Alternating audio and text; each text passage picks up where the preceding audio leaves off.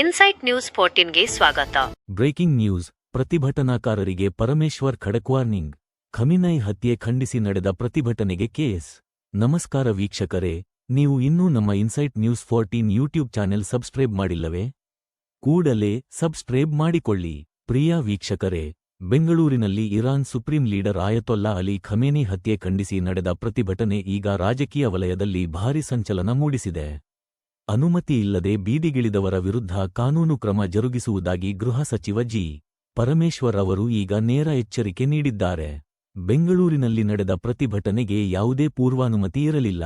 ಈ ಹಿನ್ನೆಲೆಯಲ್ಲಿ ನಿಯಮ ಉಲ್ಲಂಘಿಸಿದವರ ಮೇಲೆ ಕಠಿಣ ಕ್ರಮ ಕೈಗೊಳ್ಳಲಾಗುವುದು ಎಂದು ಸಚಿವರು ಸ್ಪಷ್ಟಪಡಿಸಿದ್ದಾರೆ. ಈ ವೇಳೆ ಮಾತನಾಡಿದ ಪರಮೇಶ್ವರ್ ಅವರು ತಮ್ಮದೇ ಪಕ್ಷದ ಉದಾಹರಣೆ ನೀಡಿದ್ದಾರೆ. ನಾವೇ ನರೇಗಾ ವಿಚಾರದಲ್ಲಿ ಪ್ರತಿಭಟನೆ ಮಾಡುವಾಗ ಫ್ರೀಡಂ ಪಾರ್ಕ್ ಒಳಗೆ ಮಾಡಿದ್ದೆವು, ಸಾರ್ವಜನಿಕರಿಗೆ ತೊಂದರೆ ಕೊಟ್ಟು ಬೀದಿಗೆ ಬರಲಿಲ್ಲ ಎಂದು ಹೇಳುವ ಮೂಲಕ ಶಿಸ್ತಿನ ಪಾಠ ಮಾಡಿದ್ದಾರೆ.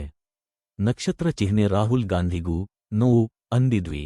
ಅಚ್ಚರಿಯ ವಿಷಯವೆಂದರೆ, ಖುದ್ದು ರಾಹುಲ್ ಗಾಂಧಿ ಅವರು ಪ್ರೊಸೆಷನ್ ಮಾಡಲು ಬಂದಾಗಲೂ ನಾವು ಬೇಡ ಎಂದು ನಿರಾಕರಿಸಿದ್ದೆವು. ಅದಕ್ಕೆ ಅವರು ಚುನಾವಣಾ ಆಯೋಗಕ್ಕೆ ದೂರು ನೀಡಿದ್ದರು ಎಂದು ಸಚಿವರು ನೆನಪಿಸಿಕೊಂಡಿದ್ದಾರೆ.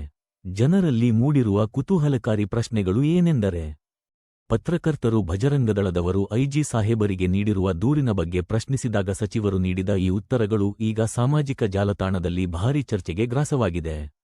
ರಾಹುಲ್ ಗಾಂಧಿಯವರ ಪ್ರೊಸೆಷನ್ಗೆ ತಡೆಯೊಡ್ಡಿದ್ದೆವು ಎಂದು ಸಚಿವರು ಹೇಳಿರುವುದು ಈಗ ಎಲ್ಲರ ಹುಬ್ಬೇರಿಸುವಂತೆ ಮಾಡಿದೆ.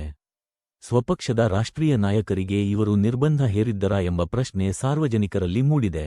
ಭಜರಂಗದಳ ನೀಡಿದ ದೂರಿನ ಬೆನ್ನಲ್ಲೇ ಸಚಿವರು ಈ ರೀತಿ ರಿಯಾಕ್ಟ್ ಮಾಡಿರುವುದು, ಅವರು ಸಂಘಟನೆಯ ಒತ್ತಡಕ್ಕೆ ಮಣಿಯುತ್ತಿದ್ದಾರೆಯೇ ಅಥವಾ ಕೇವಲ ಕಾನೂನು ಪಾಲನೆಗೆ ಒತ್ತು ನೀಡುತ್ತಿದ್ದಾರೆಯೇ ಎಂಬ ಚರ್ಚೆ ಜನಸಾಮಾನ್ಯರಲ್ಲಿ ಶುರುವಾಗಿದೆ. ರಾಜಧಾನಿಯಲ್ಲಿ ಅನುಮತಿ ಇಲ್ಲದೆ ಪ್ರತಿಭಟನೆ ಮಾಡುವವರಿಗೆ ಗೃಹ ಸಚಿವರು ರೂಲ್ಸ್ ಈಸ್ ರೂಲ್ಸ್ ಎಂಬ ಸಂದೇಶ ರವಾನಿಸಿದ್ದಾರೆ. ಆದರೆ ಈ ರೂಲ್ಸ್ ಎಲ್ಲಿಯವರೆಗೆ ಎಂಬುದು ಕಾದು ನೋಡಬೇಕಿದೆ. ನೋಡ್ತಾ ಇರಿ ಇನ್ಸೈಟ್ ನ್ಯೂಸ್ 14.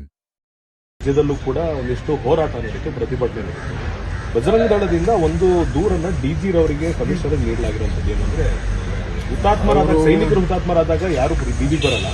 ಯಾವುದೋ ದೇಶದಲ್ಲಿ ಯಾವುದೋ ಒಬ್ಬ ನಾಯಕ ಹುತಾತ್ಮ ಆಗ್ತಾನೆ ಅಂದಾಗ ಅವ್ರ ವಿರುದ್ಧ ಪ್ರಕರಣ ದಾಖಲಾಗಲ್ಲ. ಅಶೋಕ್ ನಗರ ಇನ್ಸ್ಪೆಕ್ಟರ್ನ ಪ್ರಶ್ನೆ ಮಾಡಿದ್ರೆ ಅವರು ಉಲ್ಟಾ ಮಾತಾಡ್ತಾರೆ ಅಂತ ಒಂದು. ನಮಗೆ ಒಂದು ವರ್ಗದ ಮೈನಾರಿಟಿ ಜನ ಅವರು ಖೊಮೇನಿಯನ್ನ ಅವರು ಗುರುಗಳು ಅಂತೇಳಿ ಒಪ್ಕೊಂಡಿದ್ದಾರೆ.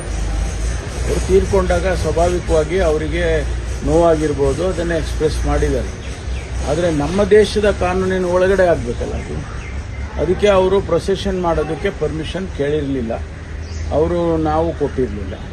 ಆದರೂ ಮಾಡಿದ್ದಾರೆ ಅಂತೇಳಿ ಅವ್ರ ಮೇಲೆ ಈಗಾಗಲೇ ಕೇಸಸ್ಸನ್ನು ರಿಜಿಸ್ಟರ್ ಮಾಡೋದಕ್ಕೆ ಕ್ರಮ ತಗೊಂಡಿದ್ದಾರೆ ಪೊಲೀಸ್ನವರು.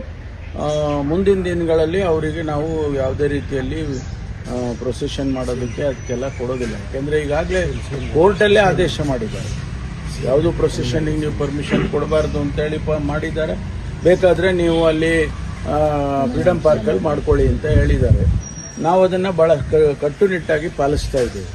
ನಿನ್ನೆ ನಡೆದಂಥ ಪ್ರತಿಭಟನೆಯನ್ನು ವಿರುದ್ಧವಾಗಿ ನಾವು ಈಗಾಗಲೇ ಕೇಸಸ್ಸನ್ನು ರಿಜಿಸ್ಟರ್ ಮಾಡಿದ್ದೀವಿ. ಇಲ್ಲ, ನಾವು ಕೂಡ ಅಲ್ಲಿ ಬೀದಿಗೆ ಬರಲಿಲ್ಲ. ನಮ್ಮ ಪಕ್ಷದವರು ನರೇಗಾ ವಿಚಾರದಲ್ಲಿ ಮಾಡುವಂಥ ಸಂದರ್ಭದಲ್ಲೂ ಅಲ್ಲಿ ಫ್ರೀಡಂ ಪಾರ್ಕಲ್ಲಿ ಭಾಷಣ ಮಾಡಿ ಅಲ್ಲಿ ಒಂದಷ್ಟು ಜನ ಸ್ಪಿಲ್ ಓವರ್ ಆಗಿದ್ದ ಅಷ್ಟೇ ಬಿಟ್ಟರೆ ಅದನ್ನು ನಾವು ಬೀದಿಗೆ ತಗೊಂಡು ಬರಲಿಲ್ಲ. ಸರ್ಕಾರಕ್ಕೂ ಜವಾಬ್ದಾರಿ ಇದೆ ಅಲ್ವಾ, ಅವರು ಅದನ್ನು ಪಾಲಿಸಬೇಕು. ಆಮೇಲೆ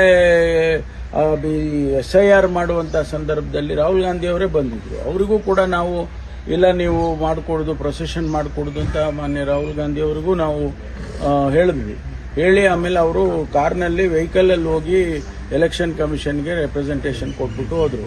ಅದರಿಂದ ಕಠಿಣವಾಗಿ ನಾವು ಇದನ್ನ ಪಾಲಿಸ್ತೀವಿ. ಕಾಂಗ್ರೆಸ್ ಶಾಸಕರಿಗೆ ಇದರ ಅರಿವಿರ್ಲಿಲ್ವಲ್ಲ ಸರ್, ಅವರೇ ಪಾದಯಾತ್ರೆ ನಾವು ಅದನ್ನ ಬಹಳ ಕಠಿಣವಾಗಿ ಪಾಲಿಸ್ತೀವಿ.